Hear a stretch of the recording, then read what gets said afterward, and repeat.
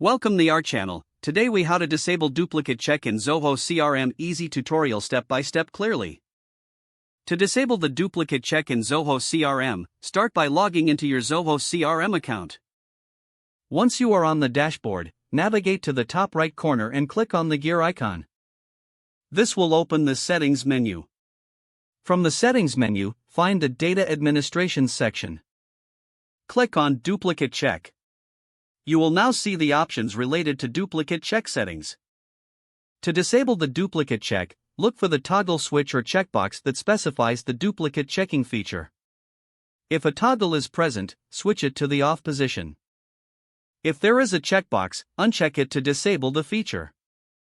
Once you have made the changes, scroll down to the bottom of the page. Click on the Save button to confirm the adjustments. You will receive a confirmation message indicating that the duplicate check has been disabled. To ensure the settings take effect, you may want to refresh the page or log out and log back in. You have now successfully disabled the duplicate check in Zoho CRM. Navigate back to the modules where you will be entering or importing data. You can now add records without the interference of the duplicate check feature. This process will help streamline your data entry efforts. Remember to review your data regularly for duplicates, as this setting will no longer automatically catch them. You can always re-enable the duplicate check by following the same steps and switching the feature back on. If the page does not load, refresh the browser or try again in a private or incognito window. Make sure you are using the correct email address, then retype it carefully to avoid small typos.